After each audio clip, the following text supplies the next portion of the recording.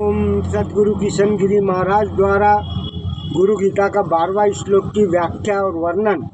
सदगुरु किशन गिरी महाराज कहते हैं, श्री गुरु गीता के 12वें श्लोक में भगवान शिव माता पार्वती को गुरु की महिमा बताते हुए कहा रहे हैं कि गुरु की सेवा में ही सब तीर्थ और वेद निहित है।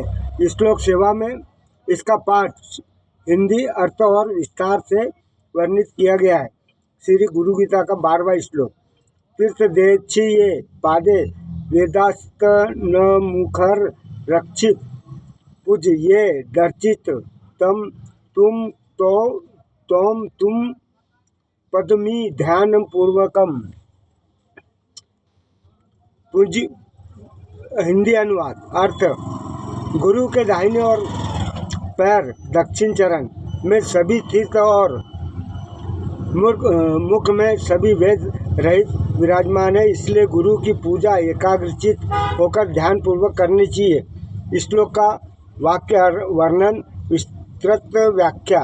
यह श्लोक गुरु के महत्व को पराकाष्ठ कर ले जाता है और उन्हें साक्षात ईश्वर का रूप मानता है।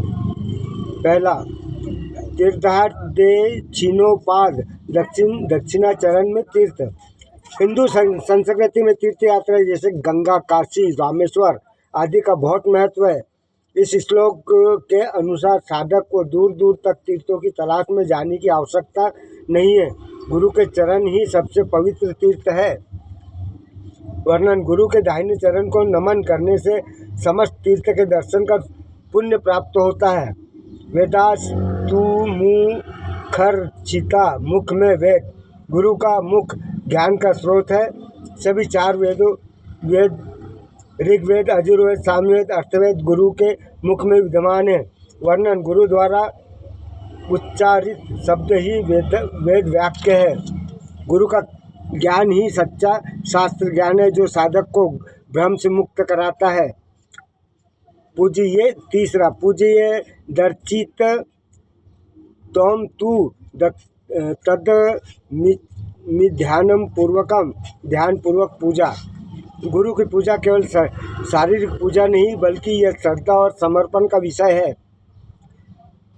अमिध्यानपूर्वक का अर्थ है कि गुरु का ध्यान करते हुए उनके स्वरूप में एकाग्र होकर पूजा की जानी चाहिए। निष्कर्ष इसका यह श्लोक बताता है कि गुरु की सेवा ही सबसे बड़ी तीर्थ यात्रा और गुरु के उपदेशों का सुनना ही सबसे बड़ी ज्ञान प्राप्ति है। ओम नमो शिवाय। हर हर